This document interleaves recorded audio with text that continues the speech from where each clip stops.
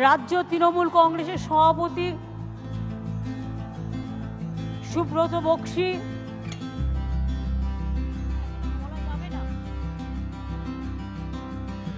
রাজ্য তৃণমূল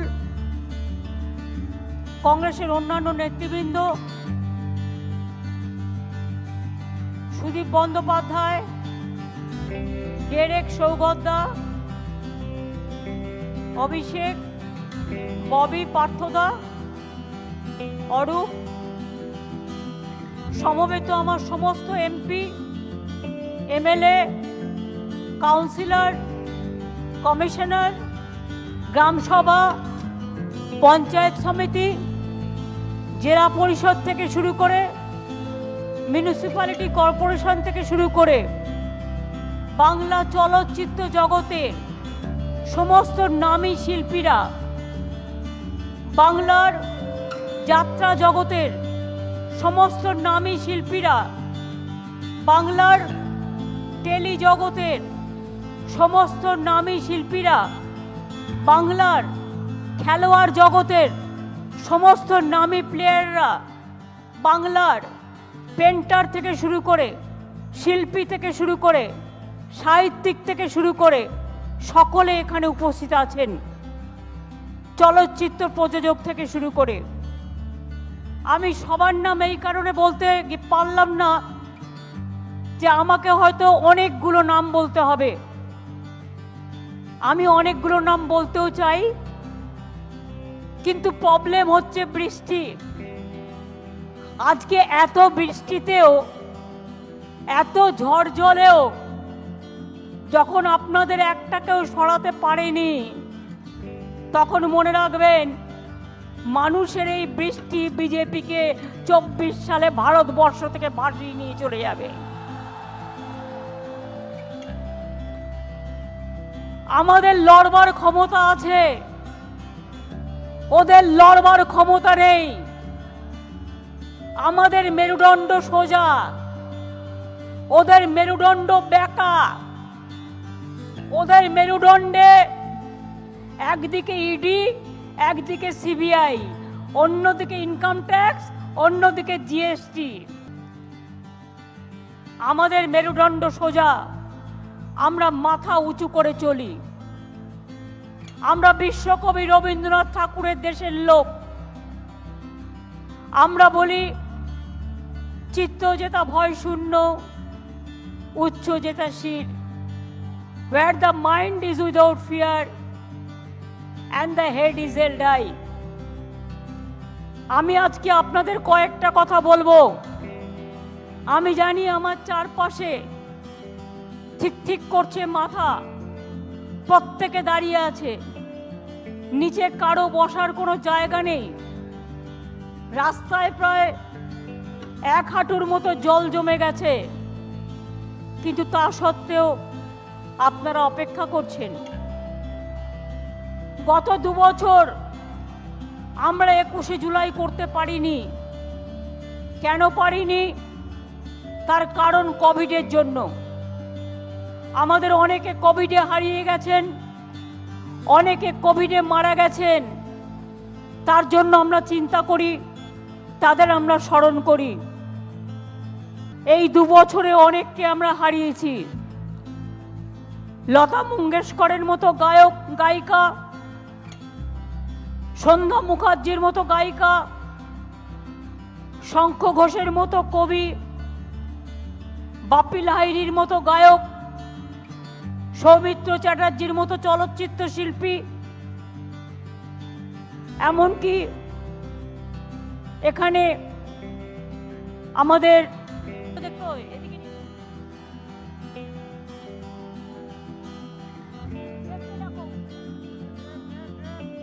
দেব, চলে এসো। আরে আমি তো ডেকে গেলাম। দেব, এটা ধরে দাঁড়াও তো।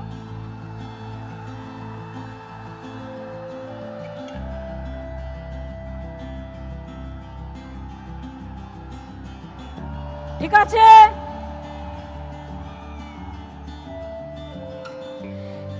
গ্যাস বাড়ানোর সরকার আর নেই দরকার, ডিজেল বাড়ানোর সরকার আর নেই দরকার। দরকার পেট্রোল বাড়ানোর সরকার, আর নেই দরকার মুড়িতে ট্যাক্স বসানোর সরকার, আর নেই দরকার দইয়ে ট্যাক্স বসানোর সরকার, আর নেই দরকার স্বাস্থ্য ভাড়া বাড়ানোর সরকার, আর নেই দরকার রাস্তায় রাস্তায় দাঙ্গা করার সরকার, আর নেই দরকার গুন্ডামি করার সরকার, আর নেই দরকার বাংলা ভাঙার সরকার, আর নেই দরকার দেশ ভাঙার সরকার, আর নেই দরকার।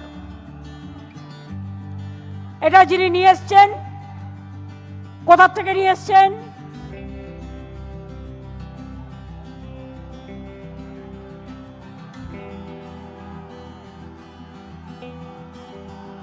হাওড়া। ওটা লেখা আছে, লেখা আছে।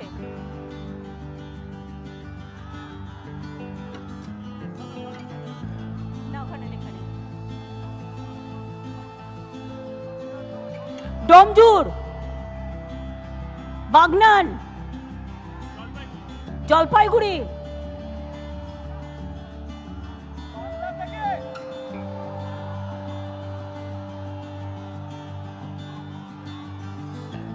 এত কথা বলছে, একজন বলো না।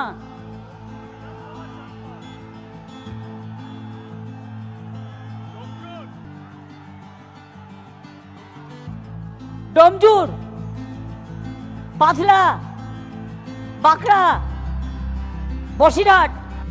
আপনারা সমবেত হয়েছেন 21শে জুলাই যে জানে না তৃণমূল কংগ্রেস করার যোগ্যতা তার নেই।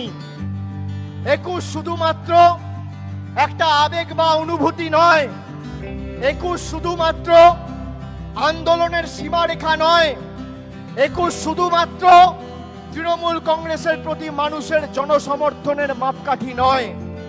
21 মানে নতুন আশা, 21 মানে চলার দিশা, 21 মানে মানুষের প্রত্যাশা, 21 লড়াইয়ের মানসিকতা, 21 হার না মানার মানসিকতা, 21 বুক চিতিয়ে মাঠে ময়দানে থেকে রক্ত দিয়ে লড়াই করার মানসিকতা, আর 21 মানে মা মাটি মানুষ আর মমতা। তাই আজকের 21 নতুন করে শপথ নিতে হবে যে তৃণমূল কংগ্রেস করতে গেলে মানুষকে প্রাধান্য দিতে হবে, নিজের করে খাওয়ার জায়গা তৃণমূল কংগ্রেস নয়। আমি ফিরহাদ হাকিমকে সংক্ষিপ্তভাবে বলতে বলছি, তারপরে বীরবা হাঁসদা বলবেন।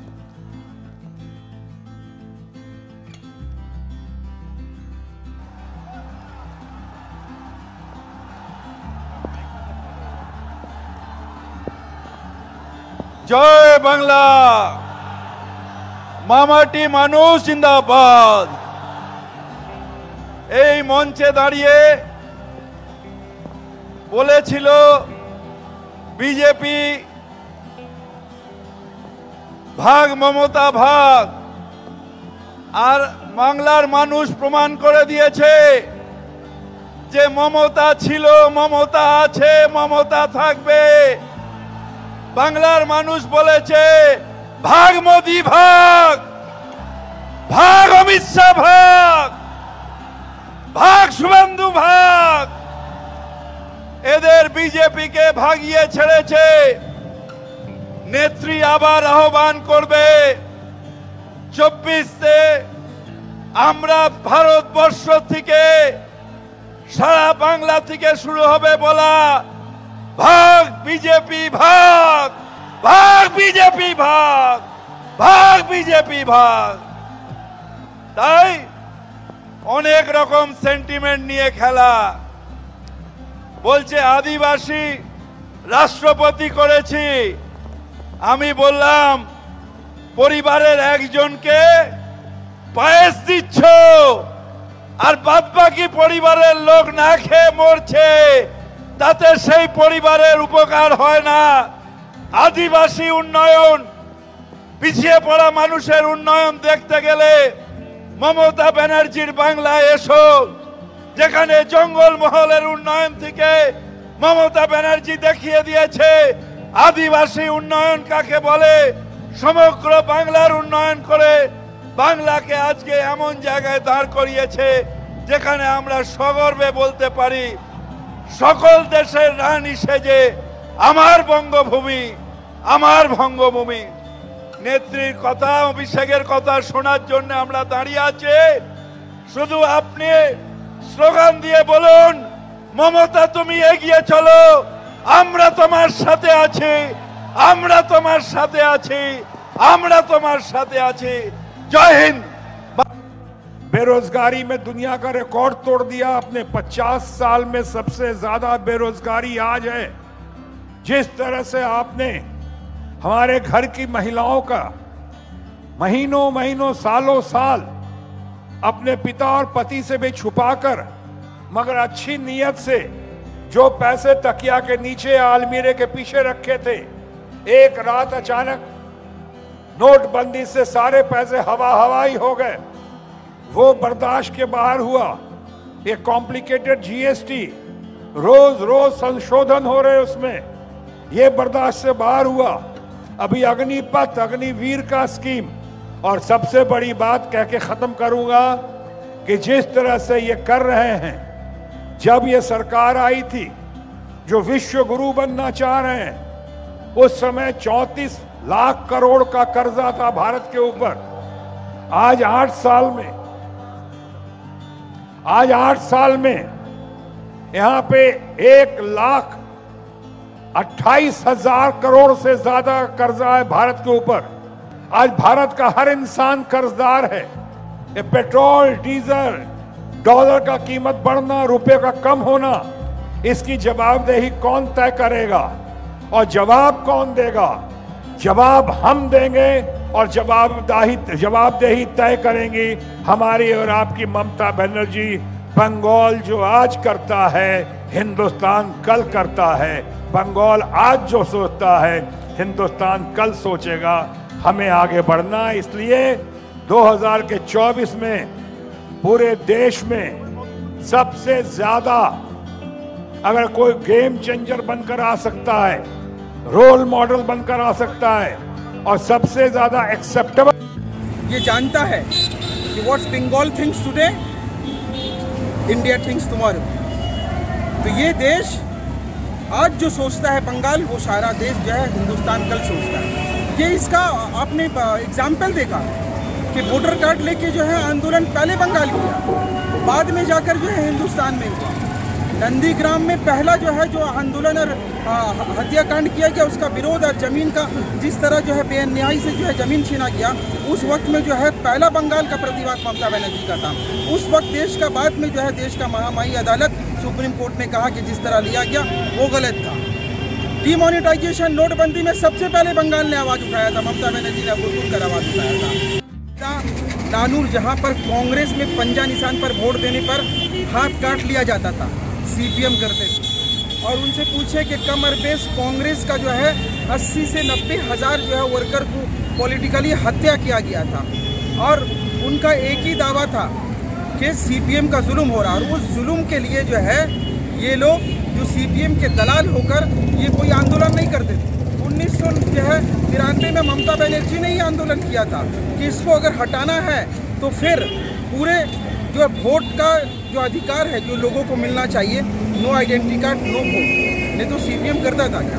हर के तमाम घरों में जो है वोटर स्लिप पहुंचा दिया गया और बोल दिया गया कि आपका वोट हो गया है, आपको वोट देने का ज़रूरत नहीं है। इसी तरह तो राज किया 34 साल। मगर आज जो ये बात बोल रहे हैं, उनको याद रखना होगा कि उनका नेता प्रियरंजन दास मुंशी, उन्होंने कहा था कि ज़िंदगी में जब तक हम लोग जिएंगे तब तक सीपीएम का खिलाफ और सीपीएम के विरोध में आंदोलन करेंगे। और आज ये लोग जो है उसी सीपीएम का हाथ जो है पकड़कर और ममता बनर्जी को जो है निंदा और उनके सरकार को गाली गलौज करने की कोशिश करते हैं जो है। और ये आज बोल रही है ये पिकनिक दिवस है, ये दिवस तो उनको मनाना चाहिए था। कहाँ चले गए कांग्रेस? कांग्रेस के 13 लोग मरे थे, ममता बनर्जी का नहीं। मगर कांग्रेस 13 लोग को भूल चुका, ममता बनर्जी याद रखी। उस औरत को शुक्रिया अदा करना चाहिए, उन लोगों को उनको शुक्रिया अदा करना चाहिए कि उन्होंने 93 से लेकर आज तक उनके तमाम शहीदों को, परिवार को याद रखा है और उन तमाम शहीद परिवार को साल में एक बार लेकर आती है, अल्लाह के लोगों पर खड़ा करके ये दिखाने के लिए बोलती है कि ये जो आज आपको अधिकार मिला है वोट का, ये 3 लोगों का जो है खून और बलिदान का जो है परिणाम है कि आपके हाथ में वोटर आइडेंटिटी कार्ड। और आज ममता बनर्जी की निंदा करते हैं, शर्म होना चाहिए अधीर चौधरी को, जो लोग सीपीएम की दलाली कर रहे हैं और आज जो है भी दलाली कर रहे हैं। जो मैसेज है, ये मैसेज मोदी जी रेडी रहे कि पूरे हिंदुस्तान के लोग अब और मोदी जी के जो है उस ओलेग सरकार के में बहकावे में आने वाले नहीं। चाय बेचते थे पूरे हिंदुस्तान को वलगरा कर बेवकूफ़ बनाकर आज देश बेच रहे हैं। इनके खिलाफ में इसके प्रतिवाद में जो है ममता बनर्जी। देखिए, ये ममता बनर्जी है कि अपने वर्कर को और अपने बंगाल के लोगों को, जिस तरह के बंगाल के लोग बोलते हैं ना कि ममता बनर्जी माँ है, तो उन्होंने माँ बनकर जो है ये बंगाल में साबित किया कि जो लोग इस आंदोलन में शहीद हो गए उनको हम तब भी नहीं बोला था, आज भी नहीं बोला है और इसके आने वाला कल भी हम लोग नहीं।